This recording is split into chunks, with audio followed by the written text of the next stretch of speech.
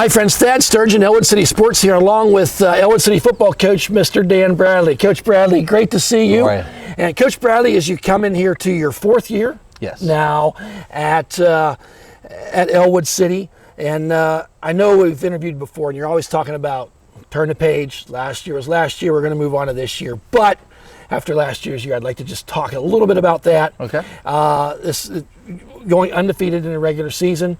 A lot of things historically happened last year in that season, one being undefeated, the first time in 100 years. First playoff win in a number of years, made it to the second round. 10 years from now, when you're sitting around or golf course talking to your buddies, what's that one memory you're going to have about that 2024 football season that you're going to tell them about? Just how much the senior class really enjoyed it. Them being part of the journey from winless to undefeated, winning playoff games, and just the entire support from the community on the game days, game nights, and it was really a great atmosphere. It really was. It was a lot of fun for us to broadcast. I'm sure it was even really good from your seat, Oh, yeah. from where you were. As you said, 4 years. You talked about that. Them last year's seniors went from winless. You've done nothing but improve that win-loss record, and you're going to have a hard time getting any better than undefeated during the regular season this year. But what was one of the keys from when you first came here to us sitting here now that to evolve that winning more? I think we were able to not so much retain seniors, but that my first year, that sophomore class, they stuck together. So when they did become seniors, we had strength in numbers in the senior class and a strong junior class who are seniors now. So the first time in my 3 years, we were truly being led by our seniors. Mm-hmm. Nothing against the guys that graduated the previous 2 years, we just didn't have the numbers in those classes. So them being the leaders, being strongly committed to the program, helped us get there, and it's trickled down. We have a nice junior class with a lot of talent there, and the numbers are getting better. So we're sustaining the numbers in the upper grades. Well, now that leads me to my next question as we turn the page and come into this year. Last year, losing 16 seniors, a lot of starters in that group. I know you always spoke highly of that junior class, now seniors. What are you seeing from them moving forward as we're a week into camp here and all the things you've done in the summer and weight rooms? Just them, in two different, I guess, groups.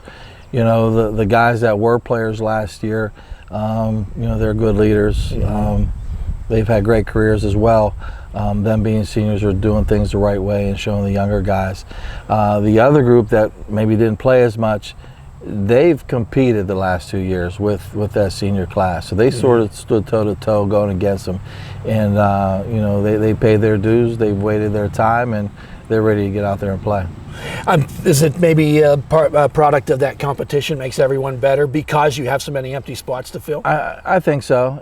And, just even in practice last year, going back to that graduating class, a lot of guys were one-way starters. Mm-hmm. So you're getting double reps, at your position and competing against starters, and we still do that. So it's really not starters versus, the young guys. Mm-hmm. It's the best of the rest, and a lot of those guys are starters, and then we gear it down for the new guys to compete against guys on their level. So, whether, you're battling, Declan O'Brien, or you're a new player, just figuring it out, you're able to compete and get better. Well, great. Losing some of them players last year, we'll just touch on a few of them, on who's replacing them. You had a 3-year starter and quarterback in Chris Smiley. And as your quarterback, and a pretty good running back there in the backfield that set the school record for yards in Elijah Palmer McCain. Who do you foresee stepping in to fill those roles? Well, first thing, those numbers are great and great accolades, and the guys up front help get those. But some of those numbers, I don't want to say are skewed, but because we were so bad and so young, they had opportunity at a young age. So some of those career numbers, come through mass games, where some of the first year guys, they're going to have 10 games, 20 games to try to accumulate that. So my point is, I don't want to say they're replaceable, they're missed, but we have guys who can go out and play. Quarterback will be Tyler Smiley, brother of Chris, naturally.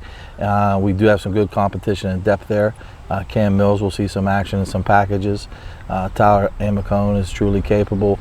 And running back, Richard Curtin, he's got some top-end speed, a very physical runner.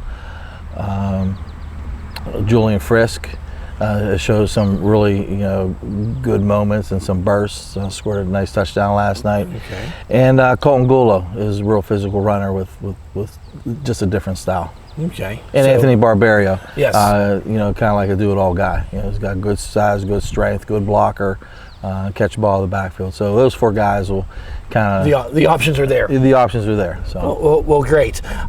First, we're doing this here. This is Thursday, first game here next week against Laurel. A scrimmage game here. What is that? Saturday against we're at Hopewell on Saturday. at Hopewell on Saturday. One more question on your coaching staff. Any changes from last year? We had one guy step away, Jeff Holbert, went back to school, finishing up master's, doctorate work, and Craig Mills has come on full time.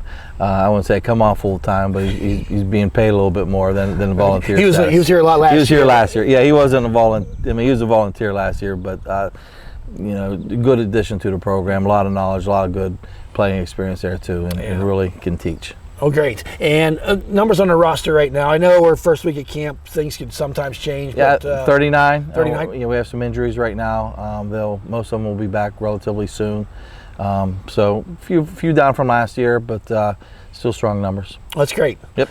All right, Coach Bradley, thank you for your time. Best of luck this season. I'm Thank you. sure we'll be talking throughout the season. Sounds Thanks. good. Thank you.